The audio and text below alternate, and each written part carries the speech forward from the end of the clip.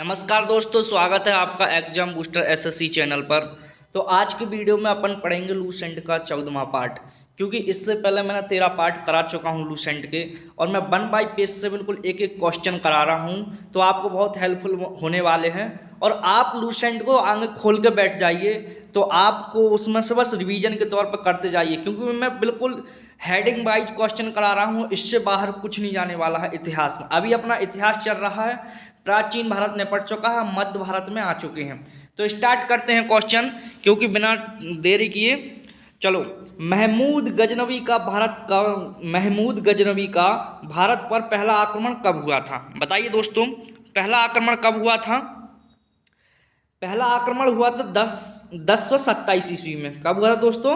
1027 ईस्वी में। आज मैंने इसमें रखे हैं 35-30 क्वेश्चन, ठीक है। तो आप बिल्कुल एक एक क्वेश्चन बिल्कुल रीड करते जाइए और पेन कॉपी रख लीजिए, उसमें लिखते जाइए, ठीक है। ठीक है, महमूद गजनवी अपनी हेडिंग है। अभी महमूद गजनवी की क्वेश्चन पढ़ेंगे अपन। महमूद गजनवी की मृत्यु कब हुई थी? 1030 ईस्वी में। कब हुई थी दोस्तों? 1030 ईस्वी में। देखो, इसकी पीडीएफ आपको टेलीग्राम पर मिल जाएगी। एग्जाम बूस्टर एसएससी चैनल पर सर्च कर लेना एक बार जाके, ओके, प्रिंटेड फॉर्मेट में। भारत पर सर्वाधिक आक्रमण किस शासक ने किया था? भारत पर सबसे ज्यादा आक्रमण किस शासक ने किया दोस्तों? तो महमूद गजनवी ने। किसने किया? महमूद गजनवी में। महमूद गजनवी ने कितनी बार भारत पर आक्रमण किया? 17 बार। शायद ये क्वेश्चन अपन बहुत पहले एक बार कर चुके हैं। तो अगली स्लाइड पे ये रहे अगले क्वेश्चन। मैं इनको जूम कर ले रहा हूं। देखो, भारत पर मोहम्मद गौरी का पहला आक्रमण कब हुआ था? भारत पर मोहम्मद गौरी का पहला आक्रमण कब हुआ था? 1175 ईस्वी में। कब हुआ था दोस्तों? 1175 ईस्वी में। देखो प्लीज़ दोस्तों, चैनल को सब्सक्राइब कर लीजिए, क्योंकि मैं बहुत कंटेंट निकाल के दे रहा हूँ आपको। एक एक क्वेश्चन निकालता हूँ लूसेंट की बुक से, और फिर मैं आपको यहाँ पे लाता हूँ। तो भाई, आपको अच्छी लगे क्लास तो इसको सब्सक्राइब कर लीजिए प्लीज़, शेयर भी कीजिए अपने दोस्तों को, और लाइक भी कीजिए, ठीक है ना। भारत पर मोहम्मद गौरी का दूसरा आक्रमण कब हुआ था? तो 1178 ईस्वी में। कब हुआ था दोस्तों? 1178 ईस्वी में, ठीक है। यहाँ तक सबको समझ में आई? तराइन का प्रथम युद्ध कब हुआ था? तराइन का प्रथम युद्ध हुआ था 1191 ईस्वी में, ठीक है। कब हुआ था दोस्तों? 1191 ईस्वी में, ठीक है। देखो, तराइन के प्रथम युद्ध में किसकी विजय हुई थी? तराइन के जो प्रथम युद्ध में हुई थी पृथ्वीराज चौहान की, ठीक है। तराइन का जो प्रथम युद्ध था वो उसमें किसकी विजय हुई थी? पृथ्वीराज चौहान की, ठीक है। और सुनो, तराइन का द्वितीय युद्ध कब हुआ था? देखो, पहला हुआ तो 1191 में, और दूसरा कब हुआ था? 92 में। तो 1192 में, ऐसे याद रखना है आपको, ठीक है। तराइन का तृतीय युद्ध कब हुआ था? तृतीय तो 1193 में, ठीक है। ऐसे याद आपको रखना है। तो तराइन के द्वितीय युद्ध कब हुआ था? 1192 में। और तराइन का द्वितीय युद्ध में किसकी विजय हुई थी? मोहम्मद गौरी की। हुआ किस किस के बीच हुआ था? पृथ्वीराज चौहान और मोहम्मद गौरी के बीच हुआ था ये युद्ध, ठीक है। यहाँ तक सबको समझ में आ गई होगी, उम्मीद है। आज मेरी थोड़ी तबीयत खराब है दोस्तों, इसलिए मैंने सोचा कि छोड़ूंगा नहीं, मैं आपको कंटेंट तो वही दूंगा जो मैं डेली देता हूँ। चंदावर का युद्ध कब हुआ था? 1194 में। कब हुआ था दोस्तों? 1194 ईस्वी में, ठीक है। यहाँ तक सबको समझ में आई? 1194 ईस्वी में। चंदावर के युद्ध में किसकी पराजय हुई थी? तो चंदावर के युद्ध में हुई थी जयचंद की पराजय, ठीक है। और मोहम्मद गौरी की मृत्यु कब हुई थी? 15 मार्च 1206 ईस्वी में।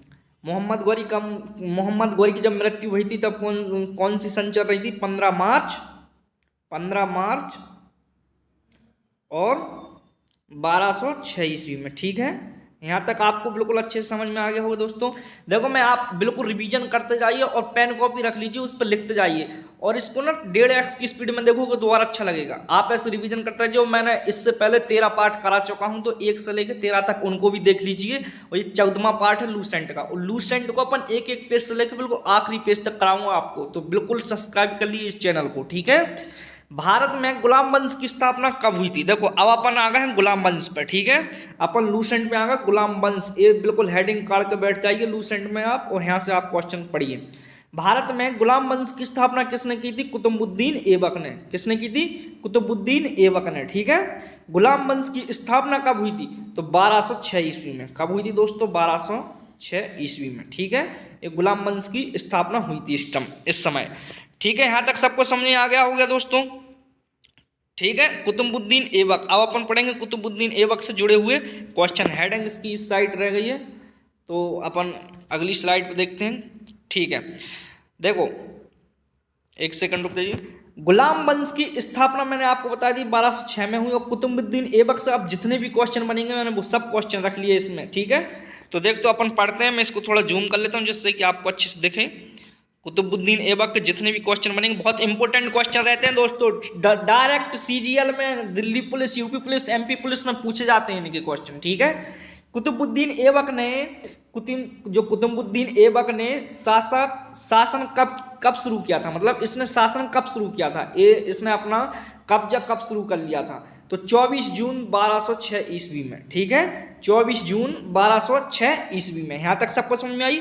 कुतुबुद्दीन ऐबक की उपाधि क्या थी, इसका पद क्या था, पद तो लाख बख्श बोलते थे इसको। ऐसा क्वेश्चन आएगा कुतुबुद्दीन ऐबक की उपाधि क्या थी, तो आपको क्या बोलना, लाख बख्श, मतलब लाखों को दान देने वाला था, एक लाखों को दान देने वाला था कुतुबुद्दीन ऐबक।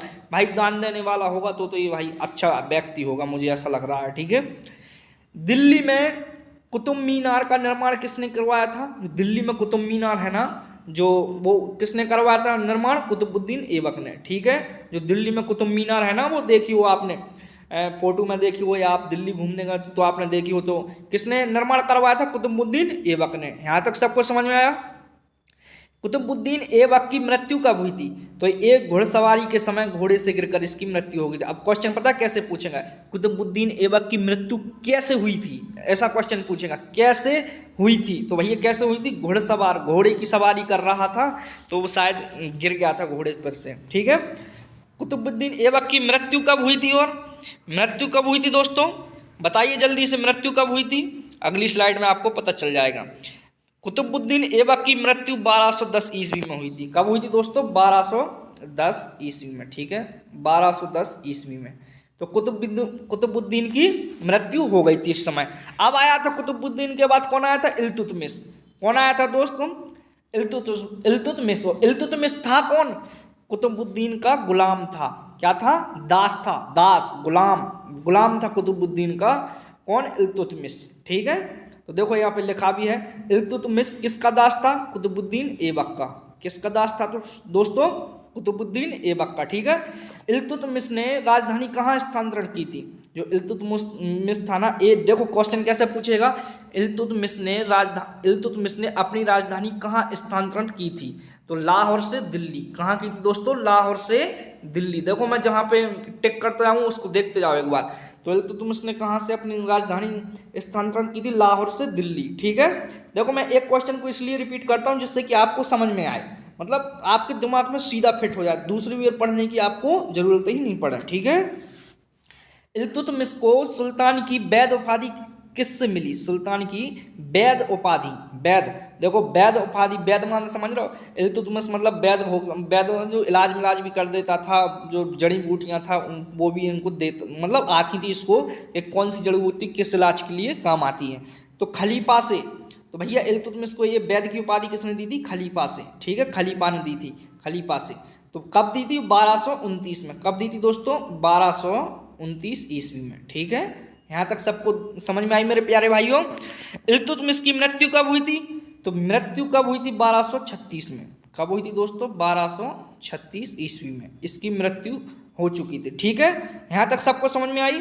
देखो इल्तुतमिश ने कौन सी मुद्राएं प्रचलित की थी, कौन सी मुद्राएं चलाई थी, कौन से पैसे चलाए थे इल्तुतमिश ने, तो बताइए कौन से पैसे चलाए थे इल्तुतमिश ने, बताइए दोस्तों। इल्तुतमिश ने कौन सी मुद्रा प्रचलित की थी, तो तांबा। देखो टका, एक तो बोलते हैं टंका, टंका बोलते हैं, टका या टंका बोलते हैं चांदी को। ठीक है, चांदी और तांबा की, ऐसा याद रख लो, जीतल आ सकता है दोस्तों, क्या आ सकता है, जीतल और टंका। ठीक है, टंका, तो चांदी और तांबा ऐसे याद रख सकते हो, या टंका और जीतल ऐसे भी याद रख सकते हो, तो दो में से कुछ भी आ सकता है आपको एग्जाम में। ठीक है, तो आपको बिल्कुल अच्छे से याद रखना है इनको, ये बहुत इंपॉर्टेंट क्वेश्चन है दोस्तों, इनको रख लेना। अब चलते हैं रजिया सुल्तान की तरफ। रजिया सुल्तान कौन थी, एक महिला थी, और महिला थी ये बहुत बड़ी शासका थी रजिया सुल्तान। ये रजिया सुल्तान की बहुत अच्छी कहानी है, मैं आपको बताता हूँ। ठीक है, देखो, भारत की पहली मुस्लिम शासिका कौन थी? ये भारत की पहली तो मुस्लिम शासिका थी। पहली बात तो एक ऐसा क्वेश्चन बन जाएगा कि भारत की पहली मुस्लिम शासिका कौन थी, तो कौन थी दोस्तों? रजिया सुल्तान। ठीक है, आपको सीधे बता देना, रजिया सुल्तान। ठीक है, और किसकी बेटी थी? इल्तुतमिश की। ठीक है, इतनी सी बात समझ में आई। किसकी बेटी थी? इल्तुतमिश की, रजिया सुल्तान। ठीक है, रजिया सुल्तान ने किसे अमीर उल उमरा नियुक्त किया था? अमीर उल उमरा नियुक्त किया था, तो जमालुद्दीन याकूत। अब ये पता कौन था? जमालुद्दीन याकूत था। इनका मतलब घोड़े मोड़े रहते थे, उनकी मतलब देख रेख करता था, और इसी से इसको प्यार हो गया था। ठीक है, जमालुद्दीन याकूत को रजिया सुल्तान ने आमिर उल उमरा की नियुक्ति प्रदान की थी। ठीक है, किसको? जमालुद्दीन याकूत को। ठीक है, जमालुद्दीन याकूत। रजिया सुल्तान की मृत्यु कब हुई थी? तो 13 अक्टूबर 1240 ईस्वी में इसकी मृत्यु हो गई थी। पंजाबियों ने शायद कहीं पे घेर लिया था इसको। इसी प्रकार इसकी कुछ कहानी है, मैंने पढ़ा है। तो हाँ, 1240 ईस्वी में इसकी क्या हो गई थी? मृत्यु हो गई थी। ये ऑब्जेक्टिव क्वेश्चन जब अपन थ्योरी पढ़ेंगे तो इसकी पूरी कहानी समझेंगे। ठीक है दोस्तों, ठीक है, यहाँ तक सबको समझ में आई। बलबन। अब चलेंगे बलबन। बलबन का वास्तविक नाम क्या था? बहाउद्दीन। क्या था दोस्तों? बहाउद्दीन। बलबन का वास्तविक नाम क्या था? बहाउद्दीन। यहाँ तक सबको समझ में आई मेरे प्यारे भाइयों? आ गई होगी उम्मीद है। बलबन का वास्तविक नाम क्या था? बलबन का वास्तविक नाम क्या था? आपको पता है किसी को वास्तविक नाम बलबन का? अगर नहीं है पता तो सीख लो आज। बलबन का वास्तविक नाम था बहाउद्दीन। क्या था? बहाउद्दीन। बलबन ने कौन सी नीति अपनाई थी? तो लोह रक्त नीति अपनाई थी। ये बिल्कुल इंपोर्टेंट क्वेश्चन है दोस्तों, इसको बिल्कुल इंपोर्टेंट की कैटेगरी में रख लो। लोह एवं रक्त की नीति अपनाई थी। ऐसा आएगा कि किसने लोह एवं रक्त की नीति अपनाई थी, तो आप बोलना बलबन। तो ऐसा भी आ सकता है क्वेश्चन कि बलबन ने कौन सी नीति अपनाई थी? लोह एवं रक्त की। इस प्रकार बन सकता है क्वेश्चन। ठीक है, बलबन ने कौन सा फारसी उत्सव प्रारंभ कराया था? फारसी उत्सव। बलबन ने कौन सा फारसी उत्सव प्रारंभ किया था दोस्तों? नौराज। क्या किया था? नौरोज। नौरोज बोल सकते हैं, नौराज बोल सकते हैं। ठीक है, नौरोज। नौरोज इसने क्या किया था? फारसी उत्सव, या इसको देखो नवरोज भी बोलते हैं, नवरोज भी बोला जाता है, लेकिन नौरोज इसमें लिखा है। ठीक है, नौरोज ही होगा। लूसेंट में नौरोज ही लिखा था तो मैंने नौरोज ही लिख लिया था। ठीक है, नवरोज भी होता है एक उत्सव। तो बलबन ने कौन सा उत्सव प्रारंभ किया था? नौरोज। ठीक है, बलबन ने दिल्ली की सुरक्षा के लिए क्या किया था? देखो, बलबन ने दिल्ली की सुरक्षा के लिए मंगोलों से रक्षा की थी। मंगोलों से, जो मंगोल आए थे ना वहाँ से, तो दिल्ली पर आक्रमण करने के लिए उनसे रक्षा की थी किसने? बलबन ने। ठीक है, ठीक है, यहाँ तक सबको समझ में। बलबन ने दिल्ली की सुरक्षा के लिए क्या किया था? मंगोलों से रक्षा की थी। ठीक है, बलबन के समय कौन सी शासन व्यवस्था मजबूत थी? बलबन के समय कौन सी शासन व्यवस्था मजबूत थी? तो बताओ। सख्त केंद्रीकृत शासन। सख्त केंद्रीकृत शासन, इनकी ये क्या थी? इनकी जो शासन व्यवस्था थी ये बहुत मजबूत थी। सख्त केंद्रीकृत शासन। केंद्रीकृत समझ रहे हो? सख्त केंद्रीकृत शासन मतलब जो केंद्र का शासन होता है उससे रिलेटिव रहता है सख्त केंद्रीकृत शासन। तो उसकी इनकी शासन व्यवस्था बहुत अच्छी थी, मतलब सख्त कानून थे, ऐसे नहीं कुछ भी। जो कानून थे ना उनके बहुत कानून ऐसे बनाए गए थे। ठीक है, यहाँ तक सबको समझ में आई। चलो एक बार रिवीजन करते हैं दोस्तों। रिवीजन कर लिया क्या? बोलो, रिवीजन कर लिया क्या? और क्वेश्चन करें? बताइए दोस्तों जल्दी से। चलो रिवीजन करते हैं इनको फटाक से, जितने भी क्वेश्चन हैं। आज अपन ने 34 क्वेश्चन रखे हैं सिर्फ। ठीक है, क्योंकि मेरी थोड़ी तबीयत सही नहीं है इसलिए मैंने 34 क्वेश्चन रखे हैं। और आपको मैं डेली इसी चैनल पे आपको कम से कम 50 से 60 क्वेश्चन या 40 क्वेश्चन के बीच में लाया करूँगा लूसेंट के। ठीक है, तो जल्दी से देख लिया करें आप, जल्दी 20 से 25 मिनट की वीडियो रहू करेंगे। ठीक है, महमूद गजनवी भारत कब आया था? भारत पर आक्रमण कब किया था इसने? 1027 में। ठीक है, महमूद गजनवी की मृत्यु कब हुई थी? 1030 ईस्वी में। महमूद गजनवी की मृत्यु कब हुई थी दोस्तों? 1030 ईस्वी में। भारत पर सर्वाधिक आक्रमण किसने किया था? तो महमूद गजनवी ने। ठीक है, महमूद गजनवी ने भारत पर कितनी बार आक्रमण किया था? 17 बार। एक बार अपन क्वेश्चन कर चुके हैं शायद। चलो ठीक है, कोई नहीं। देखो अब चलेंगे मोहम्मद गौरी की तरफ। ये बिल्कुल नए क्वेश्चन रहेंगे। मोहम्मद गौरी का वास्तविक नाम क्या था? शहाबुद्दीन मोहम्मद गौरी। क्या नाम था? शहाबुद्दीन मोहम्मद गौरी। ठीक है, भारत पर मोहम्मद गौरी का पहला आक्रमण कब हुआ था? तो 1175 ईस्वी में। भारत पर मोहम्मद गौरी का दूसरा आक्रमण कब हुआ था? कब हुआ था दोस्तों दूसरा आक्रमण? 1178 में। ठीक है, बिल्कुल याद रखना, बिल्कुल इंपॉर्टेंट क्वेश्चन है, इनसे बाहर तो आ ही नहीं सकता है, जो इन मतलब मोहम्मद गौरी से जुड़ा हुआ। ठीक है, तराइन का प्रथम युद्ध कब हुआ था? 1191 में। और तराइन का द्वितीय युद्ध कब हुआ था? 1192 में। अब देखो कब हुआ था ये? पृथ्वीराज चौहान और मोहम्मद गौरी के बीच में हुआ था। ठीक है, तो जो पहला युद्ध हुआ था ना, तो वो तो पृथ्वीराज चौहान जीत गए थे, लेकिन जो दूसरा युद्ध हुआ था वो मोहम्मद गौरी जीता था। ठीक है, यहाँ तक सबको समझ में आया? ठीक है, चंदावर का युद्ध कब हुआ था? 1194 ईस्वी में। ठीक है, यहाँ तक सबको समझ में आई? चंदावर के युद्ध में किसकी पराजय हुई थी? किसकी पराजय हुई थी? जयचंद की। किसकी हुई थी? जयचंद की। मोहम्मद गौरी की मृत्यु कब हुई थी? 15 मार्च 1206 ईस्वी में। ठीक है, यहाँ तक सबको समझ में आया मेरे दोस्तों? गुलाम वंश, गुलाम वंश आप पढ़ेंगे, गुलाम वंश से संबंधित क्वेश्चन।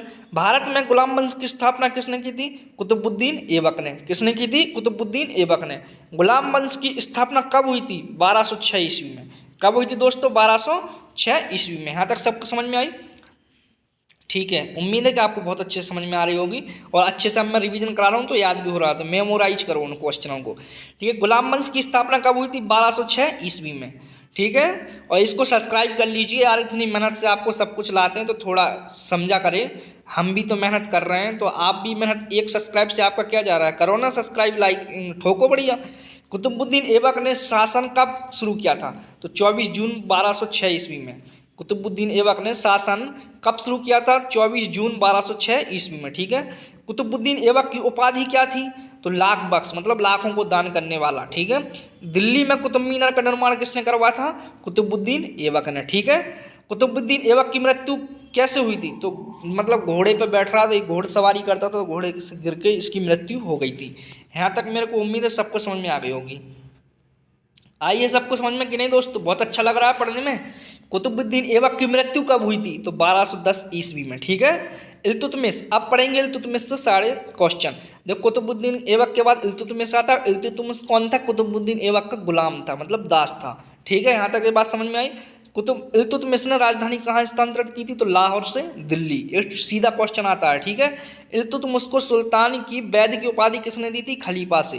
कहाँ से मिली थी? खलीफा से, 1229 ईस्वी में। इल्तुतमिश की मृत्यु कब हुई थी? 1236 में। कब हुई थी दोस्तों? 1236 में। इल्तुतमिश ने कौन सी मुद्रा प्रचलित की थी? टका, चांदी एवं चीतल। रजिया सुल्तान कौन थी? भैया आप पढ़ेंगे, रजिया सुल्तान मुस्लिम शासका थी, भारत की पहली। ठीक है, भारत की पहली मुस्लिम शासका कौन थी? रजिया सुल्तान।